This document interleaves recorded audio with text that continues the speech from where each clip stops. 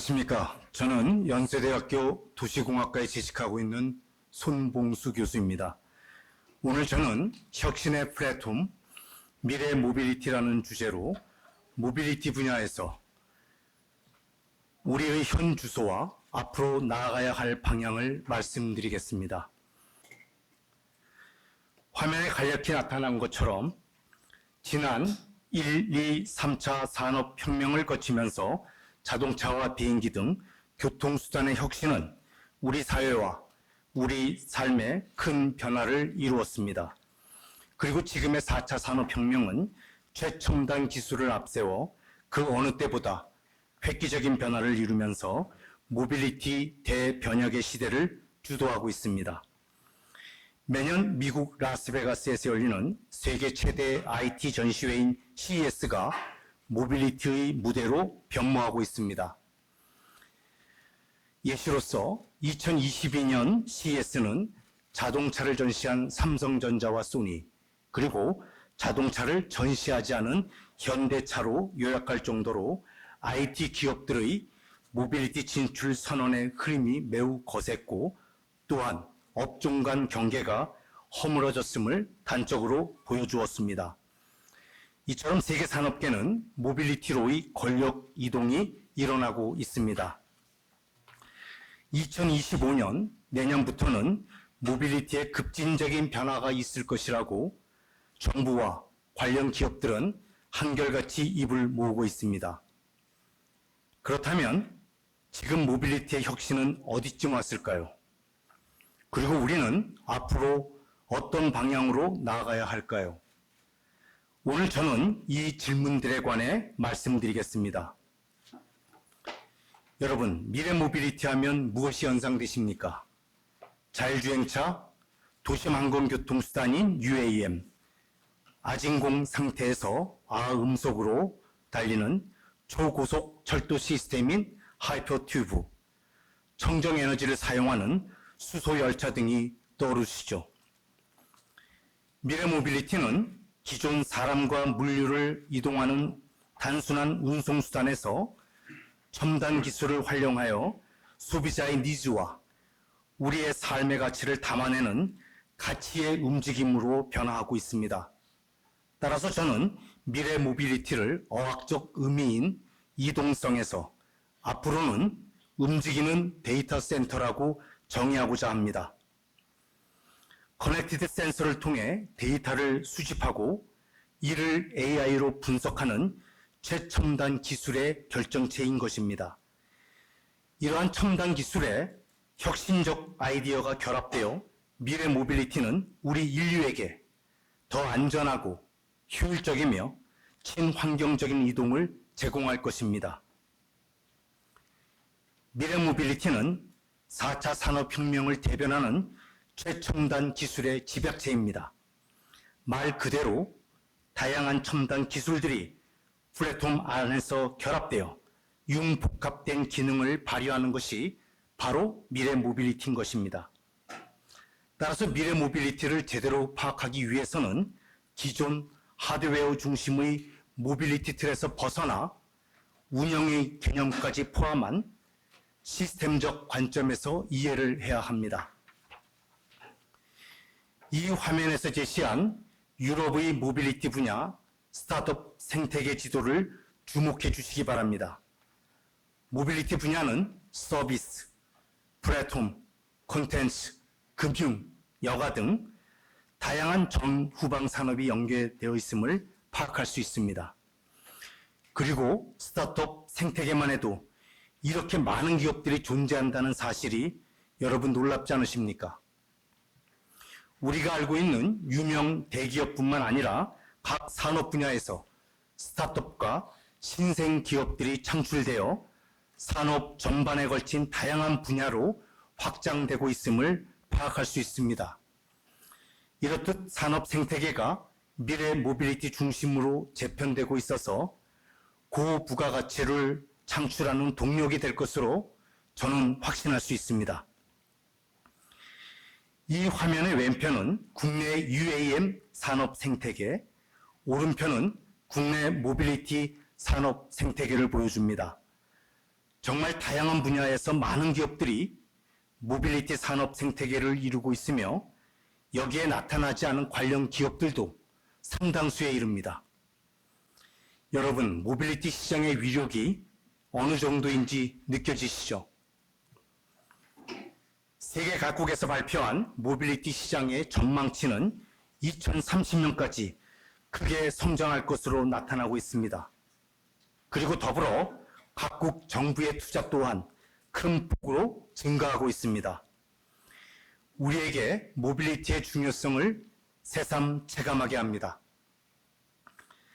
최근 10년간 모빌리티 산업은 하드웨어 중심에서 다양한 서비스와 사용자의 니즈를 반영한 운영 전반으로 확대되었습니다. 그리고 이것은 다시 하드웨어의 요구 사항으로 순환되면서 모빌리티 플랫폼을 다채롭게 진화시켰습니다. 2010년 미국의 우버는 승차 공유 서비스를 시작했고 2011년 우리나라의 소카도 이런 변화의 일환이었습니다. 2018년 구글의 자회사인 웨이모가 상용 자율주행 서비스를 개시했고 2019년에는 우버와 리프트가 미국의 주식시장에 상장하는 등 모빌리티 산업은 급진적인 변화와 성장을 이루었습니다. 이러한 산업 트렌드의 변화를 저는 플랫폼이라는 한 단어로 정의할 수 있을 것 같습니다. 플랫폼은 다양한 이해관계자와 서비스 제공자를 소비자와 연결하여 미래 모빌리티 생태계를 재편하는 중심 수단입니다. 플랫폼을 통해서 데이터를 수집하고 분석하여 향상된 맞춤형 서비스를 제공하게 됩니다. 그리고 이를 통해 시장 경제를 주도해 나갈 것입니다. 따라서 이런 플랫폼 중심의 생태계를 주도하는 주체가 바로 세계 시장과 기술 패권을 장악하게 되고 이는 곧 국가 경쟁력과도 직결될 것입니다. 플랫폼은 앞서 말씀드린 서비스와 운영적 관점에서 파생되므로 개별 요소 기술이 아닌 전체 시스템적 접근을 가능하게 합니다. 그리고 시스템 요구 사항과 운영 개념을 명확하게 정의할 수 있기 때문에 기술 패권의 중심에 위치할 것입니다. 따라서 미래 모빌리티 플랫폼은 우리의 가장 중요한 미래 동력이며 혁신 플랫폼인 것입니다. 그렇다면 우리 정부는 미래 모빌리티를 어떤 방향으로 이끌어 나가고 있는지 우리나라 최상위 정부 정책을 살펴보겠습니다. 화면에 나타난 대선 공약과 현 정부의 국정과제, 그리고 부처의 정부 정책에 이르기까지 모빌리티는 매우 중요한 아젠다로 주목받고 있음을 확인할 수 있습니다. 이 표는 2022년 9월 국토교통부에서 발표한 모빌리티 혁신 로드맵을 발췌한 것입니다. 2040년까지 각 모빌리티 분야별 장기적 정책 목표가 제시되어 있습니다. 이 계획 중 현 시점인 2024년의 모빌리티 분야별 정책 목표는 보시는 바와 같은 수준에 이르러 있습니다. 다음은 모빌리티 분야별 현재 진행 중인 국가 R&D 사업을 간략히 소개해 드리겠습니다. 먼저 자율주행 기술개발 혁신 사업은 총 4개 부처의 협력 사업으로서 2021년부터 7년간 총 사업비는 약 9,400억 원에 이릅니다. 자율주행 통합 실증을 위한 가상시험 환경, 테스트베드, 리빙랩에 이르는 3단계 실증을 수행하고 운행 플랫폼과 관련 법제도 개발을 포함하여 자율주행 생태계를 구축하는 사업입니다. 하이퍼튜브 관련 사업은 현재 시기와 내용상 대형 예타 사업 시행에 앞서 하이퍼튜브의 핵심 기술인 추진 부상 기술 확보를 위한 소액 사업이 내년부터 3년간 추진될 예정입니다. 다음 고부가가치 융복합 물류 배송 인프라 혁신 기술 개발 사업입니다. 2021년부터 7년간 총 사업비 1230억 원이며 도심 공공 인프라를 활용한 생활 물류 기술과 라스트 마일 스마트 배송 기술 개발을 포함하여 물류 디지털 정보 통합 관리 플랫폼을 구축하는 목표로 추진 중에 있습니다. UAM은 대형 예타 사업과 2개의 일반 사업이 추진 중에 있습니다. 여러 차례의 구조와 내용 개편을 거쳐 작년에 예타를 통과한 한국형 도심항공교통 안전운용체계 핵심 기술 개발 사업은 올해부터 3년간 약 1천억 원 규모의 1단계 사업이 추진됩니다. 초기 상용화 단계의 운용체계 확보를 목표로 항행교통관리 시스템, 버티포트 운용기술, 한국형 UAM 인증체계 기반기술 등의 개발에 착수하였습니다. 그렇다면 현재 우리나라의 모빌리티는 어디쯤 와 있는지 살펴보겠습니다. 기술 수준에 있어서 우리나라와 미국, 중국, 일본, EU 등 세계 주요 5개국의 12대 국가 전략 기술을 비교해보면 모빌리티는 주요 국가 대비 약 84% 수준에 있습니다. 이 수치를 보면서 저는 두 가지를 생각했습니다. 첫째, 반도체나 2차 전지는 우리나라가 최고 수준으로 세계를 선도하고 있는 반면에 모빌리티는 주요 5개국 중에서 최하위로 뒤처져 있다는 것입니다. 그러나 둘째, 충분한 격차를 좁힐 수 있다고 자신합니다. 왜냐하면 우리나라는 선진국에 비해 늦게 경제적 성장을 이루었지만 탄탄한 IT 기술과 첨단 기술을 보유하고 있기 때문입니다. 따라서 글로벌 선도 국가로 도약하기 위한 비전을 갖고 선제적으로 대응할 필요가 있습니다. 다음으로 국가적 인프라에 대해서 몇 말씀 드리겠습니다. 그중 첫 번째로 이공계 인력 문제입니다. 장기간의 저출생 문제와 베이비붐 시대의 은퇴가 맞물려 최고급 인재는 물론 숙련된 엔지니어층까지 약화하는 축소사회 도래가 가속화되고 있습니다.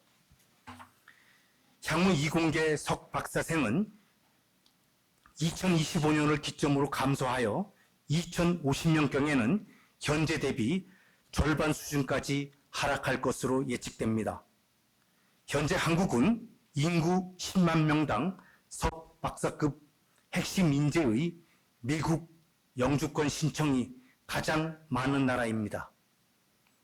즉 고급 인재가 한국을 등지는 일명 브레인 드레인이라는 두뇌 유출이 만성화되고 있습니다. 이러한 상황을 방치하게 되면 미래 성장 동력과 첨단 산업 경쟁력은 약해질 수밖에 없을 것입니다. 또한 이공계 인력 양성 체계가 산업계의 수요와 괴리가 있으므로 인재 육성에 균형점을 찾을 필요가 절실합니다. 두 번째로 R&D 투자는 꾸준히 증가하였지만 이에 반해 사업화와 창업 실적은 정체되고 있습니다. 따라서 중장기적인 경쟁력 강화와 탄탄한 산업 기반 조성을 위한 환경 개선 또한 필요한 시점입니다. 세 번째로 우리나라의 고질적인 문제이기도 한 정부 부처 간 장벽입니다. 미래 모빌리티는 다양한 기술과 정책이 협력하여 융복합되었을 때 비로소 빛을 발할 수 있는 분야입니다. 그러나 정부 부처 간 보이지 않는 정책 칸막이는 큰 성장을 저해할 수 있습니다. 이러한 상황 속에서 기술 패권의 경쟁에 대응하여 미래 모빌리티 분야의 선도적 입지를 확보하기 위해서는 국가 역량을 총결집해야 할 것입니다. 따라서 저는 우리 대한민국이 앞으로 나아가야 할 방향을 다음과 같이 제시하고자 합니다. 각각의 항목에 대해서는 다음 화면에서 말씀드리겠습니다. 과학기술 주권을 확보하는 것은 국가적 생존의 문제입니다. 따라서 이에 대응하기 위해 다음과 같은 주요 정책을 제안합니다. 저는 이러한 주요 정책적 제언을 세 가지로 정리하여 말씀드리고자 합니다. 첫째, 차세대 국가 전략 기술이 산업까지 빠르게 연결되어 우리 산업과 경제를 뒷받침할 수 있도록 지원해야 합니다. 이를 위해 전략적 투자 확대와 함께 국가적 거점 체계를 구축하고 민간 주도 혁신을 지원하는 등 다층적 수단을 확보해야 합니다. 이러한 국가적 인프라로서 연구 사업화와 인재 확보, 지역 발전을 포괄하는 전략기술 핵심 거점 허브를 구축하며 범부처 차원의 분야별 전략기술 연구 성과를 축적해 나가야 합니다. 또한 전략기술 확산과 실제 현장 적용을 위한 포스트 R&D와 규제계획의 효과성을 평가하는 정책 실험용 R&D 등 중장기적 단계별 R&D 시행 체계를 적극적으로 강화해 나가야 합니다. 둘째, 국가 경쟁력에 직결되는 미래 기술에 대한 관리 시스템을 확충하고 인재 육성에 만전을 기울여야 합니다. 우선 핵심 기술의 골든타임 확보를 위하여 최근 대통령실에서 발표한 R&D 예타 폐지가 현장에서 적용될 수 있도록 관련 부처에서는 관련 실행 방안을 조속히 마련하여 지원해야 합니다. 또한 이공계 석박사 핵심 인재 양성을 위한 특성화 대학원 지원을 확대하고 전략기술뿐 핵심 인재의 해외 유치를 방지하고 연구 완결성을 위해 생애업적 기반 지속 연구 지원을 확대해야 합니다. 더불어 현재 재직자 중심의 체계적인 지원 기반도 동시에 강화하여 유기적 인재 정책을 고도화하여야 합니다. 셋째, 범부처 협력 R&D 추진 체계를 확립하여 전략 로드맵 중심으로 범부처 차원의 국가 전략 기술에 대한 성과 관리를 강화해야 합니다. 초격차 기술 선점과 경쟁력 유지에 직결되는 핵심 사업을 전략 연구 사업으로 집중 지원 관리하고 전략 로드맵 기반의 통합 성과 관리를 시행해야 합니다. 이를 위해 저는 대통령 직속 기구인 국가과학기술자문회의에서 주관하여 성과 공유는 물론 인재, 제동 개선 등의 생태계 조성을 포괄하는 범부처 협력 점검 체계를 구축하는 것을 제안합니다. 따라서 부처 간 정책 결합과 협업을 통한 각 부처 간 칸막이를 해소하고 전 국가적 역량을 결집하여 혁신적 중추적 역할을 해내야 합니다. 이상 말씀드린 세 가지 제언에 여기 참석하신 모두가 동감하실 것이라고 생각합니다. 따라서 세 가지 제언이 조속히 실행될 수 있도록 오늘 참석하신 여러분의 지속적인 관심과 성원을 기대하며 이상 발표를 마치겠습니다. 여러분 경청해 주셔서 대단히 감사합니다.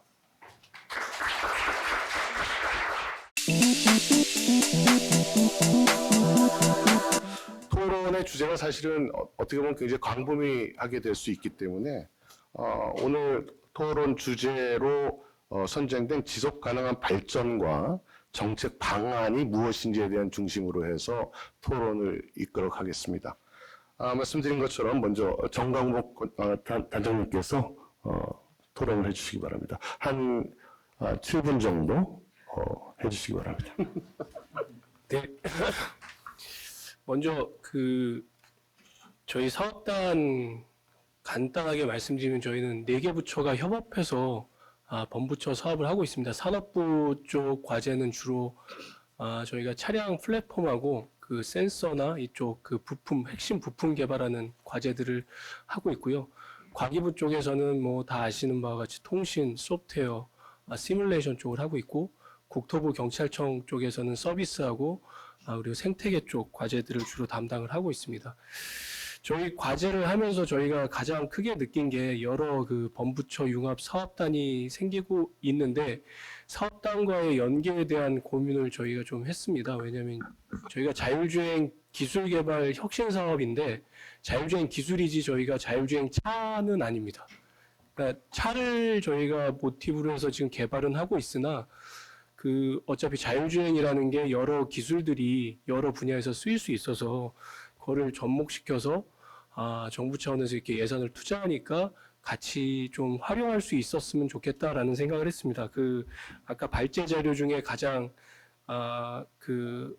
크게 느꼈던 게 이제 사업화 부분인데요. 그것 때문에 이제 저희도 이제 큰 고민을 한 부분입니다. 그러니까 R&D로서 끝나는 게 아니고 R&D를 통해서 사업화를 해야 이제 국가 경쟁력이 강화될 수 있다는 생각을 해서 저희가 기술 개발한 내용들이, 그러니까 산업부의 핵심 부품들을 개발한 내용들이 국토부의 서비스 차량들에 쓰이면 좋겠다라는 그 의도로 저희가 일단 자리를 좀 마련을 했었고요.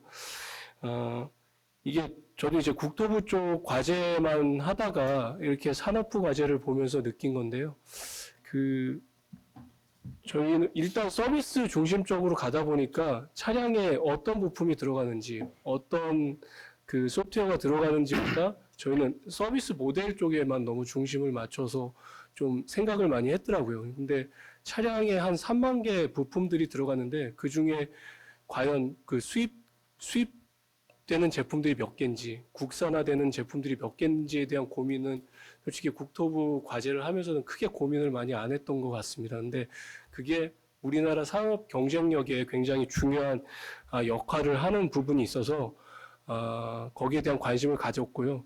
그리고 지금 핵심 부품 개발하면서 가장 애로사항이 뭐냐면은 이것도 또 사업화입니다. 왜냐하면 수요처가 없으면은 이게 중국이라는 그 아까도 축사에서 잠깐 얘기하셨지만은 중국이라는 그 국가가 워낙 저가에 최근에는 기술력도 좋아져서 좋은 제품을 많이 생산해내고 있습니다. 그러다 보니까는 우리가 수요처가 정확하게 나와 있지 않은 상황에서는 중소 중견기업들이 제품 하나 상용화하는데 어려움이 있다는 그런 이야기들을 많이 들었습니다. 근데 그거를 쓸 수 있는 게 민간 쪽에서는 이게 제한적이기 때문에 저희가 서비스 모델을 개발하고 있는 공공 쪽에서 담보만 해준다면은 그런 중소 중견 기업들이 부품 업체들이 충분히 상용화할 수 있는 여건이 된다라는 의견을 들어서 거기에 대한 고민들을 좀 많이 하고 있고요. 그리고 아까 발표해주신 자료 중에 그 가장 또 생각이 나는 게 이제 데이터라고 얘기하신 이동에서 이제 데이터라고 얘기해 주신 부분인데 그 데이터가 이제 굉장히 다들 아시겠지만 중요해질 겁니다. 그러니까 데이터에 대한 저희 쪽은 이제 보안 문제 그리고 그 연계 문제에 대한 고민을 또 하고 있습니다. 왜냐하면 데이터가 워낙 많이 수집되고 있습니다. 저희 이제 자율주행 차량만 해도 뭐 라이다, 레이더 그리고 영상 그리고 인프라 쪽에서의 또 다양한 센서들이 다양한 그 개인의 활동들을 수집하고 있습니다. 모든 데이터들을 근데 모아야만 정말 좋은 그 제품이 나올 수 있는 건 맞습니다. 근데 이 데이터에 대한 보안을 어떻게 할 건지에 대한 고민을 저희도 지금 하고 있으나 이게 워낙 많이 연결되다 보니까 이게 쉽지 않은 문제 중에 하나더라고요. 그래서 여기에 대한 고민도 지금 같이 하고 있습니다. 그리고 그 두 가지만 더 말씀드리면은 하나는 이제 디지털 격차입니다. 지금 저희 쪽 이제 다 나와 있는 사업단들이 자율주행, UAM, 뭐 자율선박, 뭐 물류 자동화 뭐 해서 다 그 신기술 쪽인데 저희 자율주행 기술만 해도 그 앞으로 지향해야 될 목표가 그 교통 약자에 대한 어떤 서비스 지원 쪽, 공공 쪽에서는 아마 그쪽으로 많이 서비스 개발이 이루어지고 있는데요. 근데 과연 그 서비스를 받아야 되는 분들이 과연 이거를 쓸 수 있는 여건이 되는지에 대한 고민도 저희가 지금 같이 좀 하고 있습니다. 그리고 마지막은 인력 문제 강하게 말씀 주셨는데 저희도 크게 동감합니다. 이게 지역 불균형이 굉장히 심화됐다고 보고 있고요. 저희도 지금 저희가 지금 그 같이 연구하고 있는 기관들이 한 400개 기관들이 저희랑 지금 자율주행 기술을 같이 연구하고 있습니다. 근데 그 지역을 보면은 뭐 대구에도 있고, 그 군산 쪽에도 있고 다양한 분야에 이렇게 분포되어 있는데 대부분 보면은 서울에 사무실을 하나씩 결국은 다 내시더라고요. 왜냐하면 지역에서 인재를 찾기가 힘들다는 그런 그 하소연들이 되게 많습니다. 그래서 지역 그 인력 문제, 그러니까 어떤 인재에 대한 문제도 있지만 지역에 대한 불균형 문제도 굉장히 큰 문제가 있어서 저희도 그 부분에 있어서는 좀 고민을 하면서 같이 얘기해 나가고 있습니다. 이렇게 간단하게 토론 발제하신 내용 간단하게 말씀드렸습니다. 네, 감사합니다. 제가 정리하고 그런 건 하지 않겠습니다. 다 정리가 잘 돼서 말씀해 주신 것 같아서요. 일단 사업화에 대한 얘기도 해주셨고, 좋은 말씀 많이 해주신 것 같은데, 궁금한 거는 이제 지역 균형 발전, 지역 균형에 대한 어떤 요소들을 언급해 주셨는데, 한 라운드 돌고 또 기회가 되면 그 부분에서 어떻게 생각하시는지도 한번 더 여쭙겠습니다. 두 번째는 여기 지금 사업단들이 사실은 교통수단 쪽으로 좀 뭉쳐 있는 것 같습니다. 자율주행 육상교통하고, 그다음에 해상교통, 그다음에 UAM 항공, 그다음에 프레이트 물류, 로지스틱스 이쪽으로 뭉겨져 있는 것 같아서 어떤 사업단 구성도 굉장히 재미있게 지금 구성이 되어 있는 것 같습니다. 다음은 이제 자율 선박 운항 부분인 것 같습니다. 김진 단장님이십니다. 네, 안녕하십니까. 그 자율항 선박 기술 개발 사업을 맡고 있고요. 대부분 이제 국민들이 자율주행 이렇게 이제 그 인식을 하시는 게 주로 자동차, 드론 이런 쪽이지만, 제가 맡고 있는 건 선박입니다. 그래서 오늘 그 토론도 국토교통부와 산업통상자원부가 이제 주관을 해주셨지만, 저희 사업은 그 산업통상자원부와 그 해양수산부가 같이 양부처 사업으로 진행을 하고 있습니다. 벌써 시작한 지 이제 20년에 시작해서 그 5년차 접어들고 있고요. 내년 정도에 실제 1800TU 컨테이너 선에서 그 자율운항하는 선박을 지금 그 실증하고 검증하는 일이 마지막으로 지금 진행되고 있는 단계라고 말씀드리겠습니다. 인력 문제, 기술적인 인력에 대한 아까 얘기였지만 사실 이 자율운항 선박은 이제 물론 연안에 돌아다니는 많은 보트라든가 어선 이런 것들도 있지만 저희가 이제 다루고 있는 거는 실제 대양을 항해하는 선박이 되겠고요.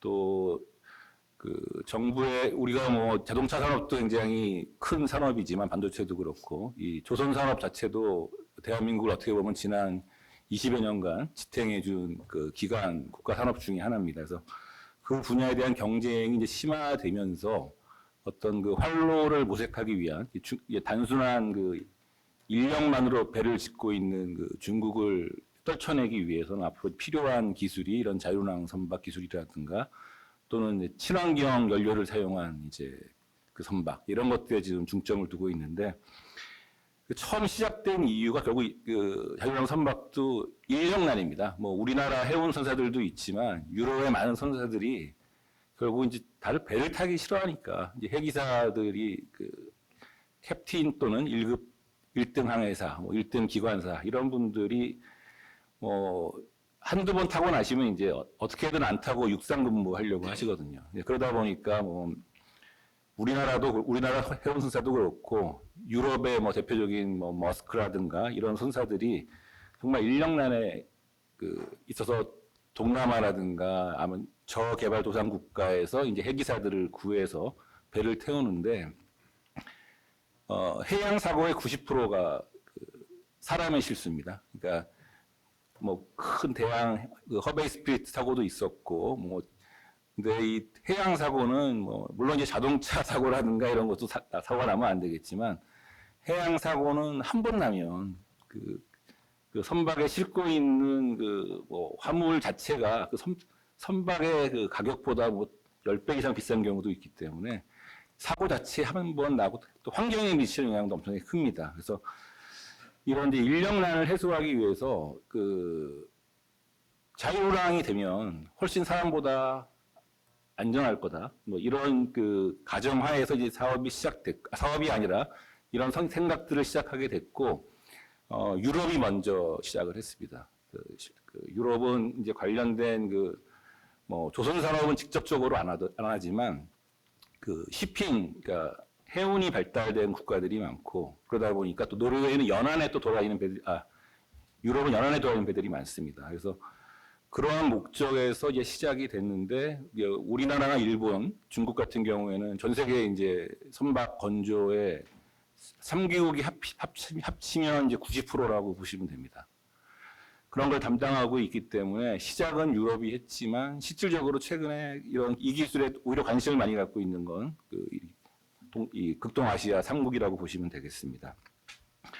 그래서 제가 좀 드리고 싶은 말씀은 일반 자동차라든가 UAM, 또 드론 뭐 이런 것들과 차이점에 대해서 좀 말씀을 드리고 싶고, 그다음 마지막으로 좀 새로운 전략기술 아까 산업화에 대해서 우리 손봉수 교수님 발제를 주셨는데 그런 부분에 대해서 좀 말씀을 드렸으면 합니다.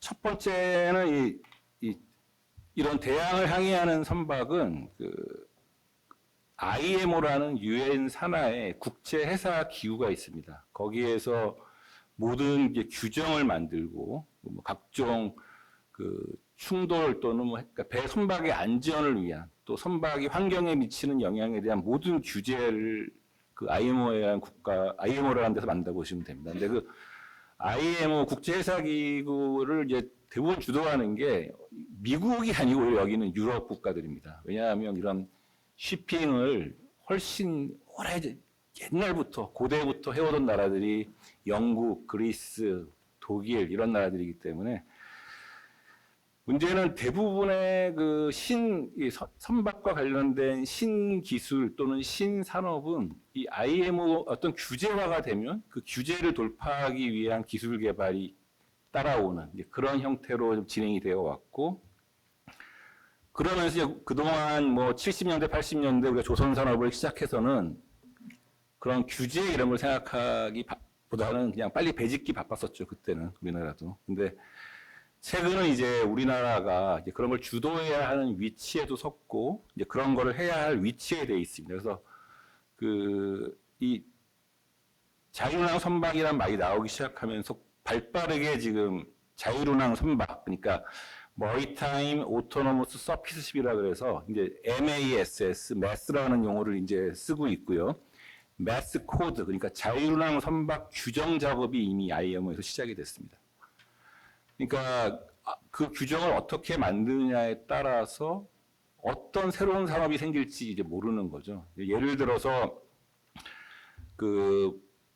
실제 캡틴이 배를 운전하지 않고 지능항해 충돌 회피를 할 수 있는 그런 항해를 하는 인공지능 머신이 탑재됐다 했을 때 지금 규정은 짓고 있지만 어느 정도 수준의 어떻게 테스트할지조차 지금 정립이 전 세계적으로 안 되어 있습니다. 그러니까 뭐 자동차 같으면 드라이버 라이센스를 어떤 시험을 봐서 따면 되는 거고, 그다음에 항해사들도 어쨌든 어떤 항해 교육을 주로 뭐 그런 대학이 되겠죠. 머리타임 대학에서 졸업을 하면 뭐 1등 항해사, 2등 항해사를 주고 뭐 1등 항해사 경력이 몇 년이 되면 캡틴이라는 지위를 주게 되는데, 이런 자율운항 시스템에 대해서 지능항해 시스템에서 어떤 기준으로 그러면 이 배를 맡길 것인가에 대한 게 지금 아직 전 세계적으로 아무것도 규정화되어 있지가 않아요. 그래서 지금 거기에 대한 규정 작업에 우리나라에 어쨌든 유리하게 우리나라가 먼저 앞서 있는 기술을 규정화하고 그런 작업이 좀 필요하다는 게 아마 자동차나 이런 것이랑 좀 다르다는 말씀을 좀 드리고 싶고, 또 하나는 이제 뭐 지금 자율주행 이런 얘기를 주로 이제 하다 보면 자연스럽게 이제 자동차 같으면 이제 사물을 잘 인식해서 피하고 이런 게 이제 그래서 우선 중요하죠. 선박도 물론 당연히 그게 우선 중요합니다. 근데 선박은 타고 있는 여객선 말고 일반 상선을 봤을 때 타고 있는 선원들의 절반이 기관 쪽입니다. 그러니까 뭐 닦고 조이고 기름칠한 말이 있잖아요. 그러니까 그 보통 한번 항해를 하면 뭐 LA를 간다. 인천 부산항에서 뭐 보름에서 한 20일이 걸리는데 또 대부분의 선박들이 바로 항해가 끝나면 바로 또 짐을 싣고 다시 돌아오고 또는 다른 나라라고 그러는데 그 유지보수라고 해야 될까요? 그런 걸 하기가 이제 쉽지가 않고 그렇기 때문에 많은 그 선원의 절반 인력이 그러한 기관 쪽에 일을 하고 계십니다. 기관사라고 하고 있고요. 그래서 이런 그 자율주행 이런 것도 중요하지만 그 실제로 자율운항 선박이 되려면 이제 선박은 기관 쪽의 자동화가 굉장히 중요합니다. 그래서 그 결국은 그 선사들이 지금 말씀드렸다시피 배에 타는 인력을 좀 줄이고 싶고 그다음에 완전히 대단한 전문가가 아니어도 이 배가 안전하게 운항하고 싶고 이제 그런 게 선사들의 목적이면 그 니드에 맞춰서 배를 만들어줘야 되는데 이제 그러기 위해서는 자율 운항도 중요하지만 이 다른 그 모빌리티와 다르게 기관 자동화가 되게 중요하다. 이 말씀을 드리고 싶습니다. 차이점에서 좀 말씀을 드렸고요. 그래서 이 자율운항 선박이 되면 우리나라 산업이 어떤 식으로 도약할 수 있는지에 대해서 좀 간단하게 좀 말씀드리고 말을 맺도록 하겠습니다. 그 선박에는 법정 장비라는 게 있습니다. 그래서 그 배를 항해하려면 오토파일럿이라는 걸 꼭 달아야 되는데 오토파일럿은 뭐냐면 그 배에 헤딩 각을 줍니다. 어느 방향으로 가라. 그러면 이제 러더 같은 걸 자기가 알아서 이제 하는 장치가 있고 그다음에 엔진의 추력을 결정하는 BMS라는 장비가 있습니다. 근데 이 두 장비들이 다 보면 70%가 일본 겁니다. 그러니까 우리가 배를 굉장히 많이 짓고 있지만 그 오토파일럿과 그 이 BMS라는 그 장비들은 대부분 이제 일본 겁니다. 근데 이 자율운항이 되게 되면 그런 장비가 필요가 없습니다. 왜냐하면 바로 러더와 엔진에다가 명령을 줄 수 있는 새로운 시스템이 들어가는 거거든요.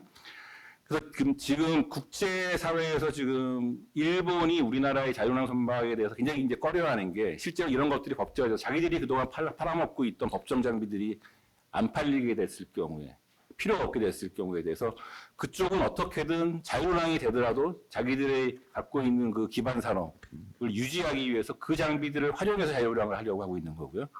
저희 나라는 어떻게든 그냥 자율운항 시스템 하나가 그런 그 오토파일럿이나 BMS를 없이 할 수 있게끔 하는 게 목적입니다. 그래서 그 조선 산업 자체도 좋지만 이 자율운항 선박이 되면서 이러한 그 새로운 시장, 그 오토파일럿과 BMS를 대체할 수 있는 새로운 법정 시스템을 개발할 수 있게 되기를 저는 희망을 하고요. 그 조선 3사는 대기업입니다. 근데 지금 이런 것들을 해야 할 그 기업들은 어떻게 보면 작은 조선 기자재 업체들이거든요. 그래서 앞으로 정책적으로 이런 그 대형 조선 3사보다 이런 기자재 업체에 도움이 될 수 있는 그런 좀 정책들을 정부에서 많이 좀 도와주시기를 바라면서 제 말을 맺도록 하겠습니다. 네. 너무 많이 말했죠. 네, 아까 네. 우리 정 단장님이 세이브한 시간을 다 주셨습니다. 여러 가지 말씀, 기술적 부분은 많이 말씀해 주셨고, 제가 생각할 때 지금 이렇게 중요하게 생각됐던 게 지금 온고잉으로 되고 있는 매스코드라고 하셨죠? 그게 굉장히 중요한 것 같은데, 제가 이제 궁금한 건 여러 가지 거기에 이제 작업하는 여러 플레이어들이 있겠는데, 다음번 한 1분 시간 되실 때, 그 정부가 해야 될 역할, 여러 플레이어들 중에서, 그 다음에 R&D가 지금 어떤 식으로 요거를 접근하고 있는지, 그거 한번 정리해서 추가적으로 좀 말씀 부탁드리겠습니다. 세 번째는, 김민기 사업단장님이십니다. UAM 국가전략기술사업단에서 단장 맡고 계십니다. 네, 방금 소개받은 UAM 국가전략기술사업단, 이름 거창합니다. 네, 사업단을 맡고 있는 김민기입니다. 먼저 이렇게 자리를 마련해 주신 의원님실, 그 다음에 이렇게 6회공을 모아주신 정광복 사업단장님, 그리고 제가 평소에 존경하고 있는 교수님, 손봉수 교수님의 그 미래모빌리티 플랫폼에 대한 거시적인 발표를 정말 잘 들었습니다. 제가 이렇게 들으면서 지난 5년간 고생해왔던 게 주마등처럼 쓱 지나가면서 우리 교수님께서 말씀하신 세 가지 국내 기술의 장점과 장점을 부각시켜서 그 국제적으로 그 격차를 빠르게 해소할 수 있는 것, 데이터, 통신, 배터리, 우리나라의 기술들, 그리고 그것을 지원하기 위한 핵심 인재, 그리고 마지막으로 정부 정책의 협력, 올인원 코리아. 정말 제가 그간 많이 느껴왔던 것을 한꺼번에 이렇게 정리를 해주셔가지고 굉장히 뜻깊었습니다. 제가 좀 질문을 드리고 싶은 게 있는데, 도심에서 나르는 자동차가 다닌다.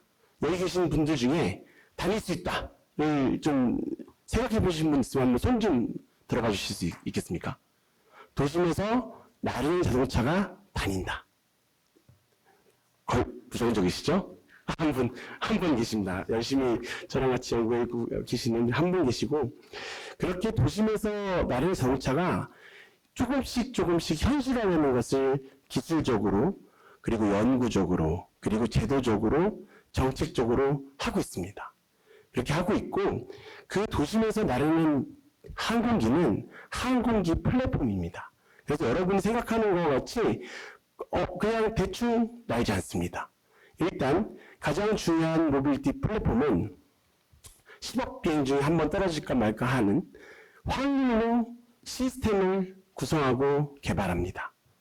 즉 다시 말해서 모든 시스템이 2중화, 3중화 되어 있습니다. 통신이 누적되면 다른 통신으로, 배터리가 프로펠러가 하나 망가지면 다른 프로펠러를 꺼서 나머지로, 그렇게 분산된 전기 동력 기반으로 구동되는 항공기가 기존 헬기를 아주 조용히, 아주 깨끗이 대체할 수 있기 때문에 이런 모빌리티 플랫폼이 대두가 되고 있습니다. 그 환경을 만들기 위해서 반은 열심히 사기를 치면서 반은 열심히 연구를 하면서 진행하고 있는데요. 아까 말씀을 해주신 것 같이 UAM 같은 경우는 범정부 정책협의체가 어느 정도 이루어져 왔습니다. 때는 바야흐로 2018년이었는데 제가 2018년부터 좀 했는데, 여러분이 알고 계시는 우리나라 2의 플랫폼 오파부 1인승급 유민 비행을 할 수 있는 전기동력 항공기인데, 그거는 사람이 못합니다. 다시 말씀드려서 조종사, 그러니까 어느 정도 테스트 파일럿은 탈 수 있는데 여러분과 저는 못합니다. 이걸 여러분과 저를 탈 수 있게끔 만든 항공기를 지금 개발을 하고 있는 것이고, 그러한 항공기부터 그걸 운영할 수 있는 항공교통관리, 버티포트라는 것은 뭐냐면 이착륙장입니다. 지금 서울에 헬기 착륙장이 있는데 그거 절대 못 씁니다. 그거는 아시겠지만 비상 착륙을 위한, 헬기가 비상 착륙을 위한 착륙장이고 상업 운영을 할 수 있는 착륙장이 아닙니다. 그걸 또 기준화하고 구조진동, 소방, 건설 이런 것들 다 하나하나 만들어야 되는데 전부 다 연결개발 요소고요. 이러한 항공 플랫폼 아까 말씀드린 바와 같이 모두 인증을 받아야 됩니다. 얘를 감시하는 시스템부터, 얘를 운영하는 시스템부터, 얘를 교통관리하는 시스템, 그리고 플랫폼까지 인증, 성능 적합증을 받아야 되기 때문에 그 검사자들은 이 개발자들보다 훨씬 더 많이 공부를 해야 됩니다. 이러한 생태계를 2020년 6월에 국토부가 주관을 했죠. 하고 산업부, 과기부, 중기부, 방사청, 국방부 등이 모두 도와주셔서 정책 로드맵을 만들었고, 21년에는 저희가 아까 말씀드렸던 그런 운용 생태계 부분별로 어떠한 기술이 필요할까라고 단계별로 기술 로드맵을 만들었습니다. 현재 21년 3월에 개발한 그 기술 로드맵이 여러 전문가에 의해서 많은 평가가 되어지고 있는데, 배터리 부분만 제가 열심히 욕을 먹고 있고 나머지는 거의 그 부분 그대로 가고 있고, 전 세계적으로도 그러한 개념이나 그리고 이러한 로드맵이 개정이 되면서 같이 유지해 가고 있습니다. 저희 사업단은 2021년 9월, 2022년 8월 UAM 운영 전분야에 대해서 각 부처가 개발할 것들을 한꺼번에 예타 신청했습니다. 약 9년간 1.5조 규모였는데 그거를 하면서 6개 부처의 과장님들도 만나고 과장님들께서 회의 한 번 오시면 한 번씩 하시면은 5, 6에 30분 지나가고 뭐 이런 여러 가지 뭐 해프닝이 있었지만 결국엔 단계별로 사업이 추진되고 있고 그 다음에 우리 이 사업을 확인해 주시고 예산을 주시는 부처에서도 국가전략기술이라는 12대분의 50개 기술에서 저희 사업 같은 경우를 10대 국가전략기술 플래그십 프로젝트로 선정해서 제가 거창하게 국가전략기술이라는 단어를 붙였습니다. 이게 육성법과 그 다음에 훈련에 의해서 저희가 관리되고 있기 때문에 그렇습니다. 이렇게 아까 말씀드렸던 국내 강점 기술, 배터리, 모터, 통신, 데이터 사이언스, 보안 이런 것들을 아우르면서 저희가 연구개발을 추진하고 있고 그리고 제가 느끼는 것은 뭐냐면은 일단 기본적으로 저희가 먼저 시작한 것이 우리나라의 뭐 특정 회사를 말씀드려서 죄송하지만 그 도로에 B사나 뭐 F사나 해외 자동차 플랫폼이 들어와도 국민의 이동권을 방해할 수는 없거든요. 항공기도 똑같습니다. 항공기 플랫폼은 이미 해외에서 많이 개발하고 있고 인증을 앞두고 있습니다. 많이 뒤처졌고요. 우리나라는 아직 거기에는 투자를 하지 못하고 있지만 좀 이따 말씀드리고 나머지 그 기체의 나머지 부분을 저희가 선도하기 위해서 연구개발을 투자하고 있고 기존 항공기, 레거시 항공기로 봤을 때는 약 90%의 시장이 이러한 운영 지원 시스템 분야입니다. 그래서 말씀드리고 싶은 거는 우리나라는 지금도 국가전략기술 프로젝트를 통해서 투자를 하고 있지만 아직 식별하지 못한 부족한 기술들에 대해서 아까 말씀하셨던 것처럼 범부처 협의체를 다시 한번 구동시켜서 부처 간 장벽을 허물고 꼭 그 부족한 나머지 기술들을 빠르게 투자를 해서 앞서가야 될 것 같고요. 그 다음에 어렵게 보이는 이 6개공 사업단이 연구를 하시는 걸 보면은 대부분 좀 비슷합니다. 비슷한 것을 선박에 적용하냐, 물리에 적용하냐, 자동차에 적용하냐, 항공에 적용하냐. 약간 조금 뎁스는 다를 수 있지만 서로 기술 교류가 잘 돼서 산업 파급 효과가 좀 이루어졌으면 좋겠고요.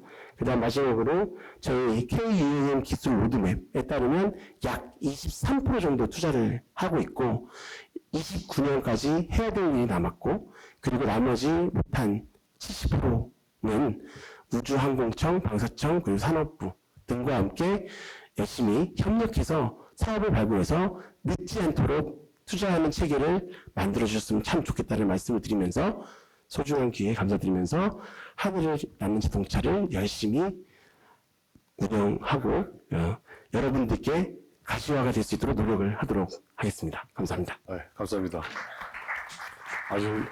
아주 명쾌하게 잘 정리해서 말씀해 주신 것 같습니다. 아니면 개인적인 궁금증인데요.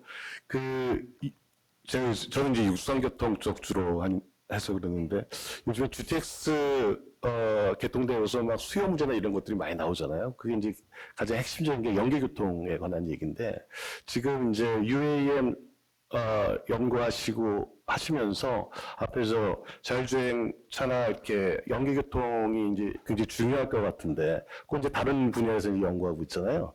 그런 것들은 어떻게 지금 인테그레이트 돼가지고 지금 연구가 추진되고 있는지 개인적으로 되게 궁금합니다. 그래서 나중에 한번 이렇게 올 때 그때 좀 정리해서 말씀해 주시면 좋겠습니다. 네 번째는 물류 쪽입니다. 융복합 물류사업단의 이동일 사업단장님이십니다. 네, 이동일입니다. 모빌리티 추진 경과에 대해서 그리고 가장 최신의 21년 이후 R&D 추진 동향에 대해서 아마 가장 최신적으로 발표해 주신 교수님께 다시 한번 감사 말씀드립니다. 사실 저도 키워드가 데이터뿐만 아니라 이 데이터 표준이라던가 융복합에 대한 그 키워드 굉장히 와 닿았는데요.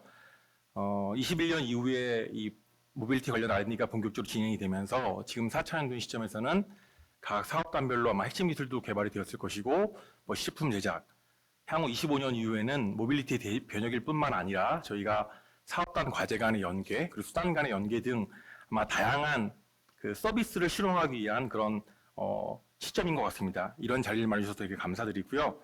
이러한 자율차나 선박이나 또 UAM 또 물류 관련해가지고 어떻게 하면 범부처적 시너지를 낼 수 있는지 두 가지 방향에 대해서 한번 말씀드려보겠습니다. 첫 번째는 그 기술 수준 관련입니다. 저희가 그 첨단 모빌리티 분야가 아마 5개국 중에서 5위라고 들었는데 사실 세부적으로 이게 수단이냐, 운영이냐, 인프라냐, 법제도냐 저희는 알지 못합니다. 이런 기회가 된다면 이런 기회에 저희가 세부 추진적인 수준에 대한 어떤 로드맵이라든지 기술 로드맵을 구성을 하고 그리고 세부 추진 과제를 도출하는 것이 바람직하다고 봅니다. 왜냐하면 그 데이터를 플랫폼화하고 플랫폼화된 서비스를 융복합 그 서비스를 하려면 그러한 작업들은 반드시 필요할 것 같고요. 그 다음으로는 현재 추진하는 R&D 한계를 명확히 해야 된다는 점입니다. 왜냐하면 저희가 추진하고 있는 생활물 혁신, 이 택배를 가지고서 도심 공공 인프라를 이용해서 예를 들면 지하철이죠. 지하철을 이용하면 수서역, 하계울, 지축 이렇게 도심에 있는 지하철도를 이용한다고 되어 있지만 사실 289개 역사를 다 이용할 수 있는 것이 아니고 3호선, 4호선만 이용할 수 있습니다. 왜냐하면 예산의 한계는 분명히 시제품 제작의 한계가 있고 그리고 1호선이나 뭐 2호선은 전기나 또 신호 체계가 다릅니다. 그래서 R&D로서는 어디까지 할 수 있는지를 분명히 명확해야 되고 마찬가지로 자율주행의 경우에도 지금 레벨 4 플러스의 경우에 그럼 이런 성과 목표나 지표들이 도대체 점유율을 몇 퍼센트 했을 때 어떤 시나리오냐 이런 것들은 뭐 일반 국민들한테까지 그런 말을 공유할 필요는 없지만 이런 자리에서는 과감없이 그런 세부적인 내용들이 논의가 되어야 된다고 생각합니다. 마찬가지로 한 가지 첨부하자면 27년까지 기술 개발들이 대부분 완료되도록 되어 있는데 사실은 지금부터 그런 노력들을 해야 됩니다. 이미 4년, 5년 차가 되면서 공백 기술이 발생하게 되었고 연계 서비스를 위해서는 R&D 한계 때문에 어떤 부분이 필요한지 저는 알고 있습니다. 오늘 나온 그 자료를 예시를 들어보면 자율주행 차량에 저희가 드론이 이착륙할 수 있는 어떤 그 스테이션을 만들고 그 안에 내용물을 물류로 물류 취약지구에 서비스를 한다면 굉장히 좋은 시나리오가 나올 것이지만 현재 R&D로는 할 수 없습니다. 또 한 가지는 저희가 하고 있는 그 공공 택배 터미널에서의 어떤 배분하는 그런 어떤 국가 물류비를 절감하는 기술들은 예를 들면 항공위에 있는 그 면세점에서 면세점 A, B, C사가 있는 것들을 각각 지금 인도하도록 되어 있고 굉장히 혼잡한데 또 임대도 비싸겠죠. 저희가 하나의 공동 처리 시스템을 만든다면 굉장히 아마 효율적으로 시간 비용을 줄일 수 있을 것입니다.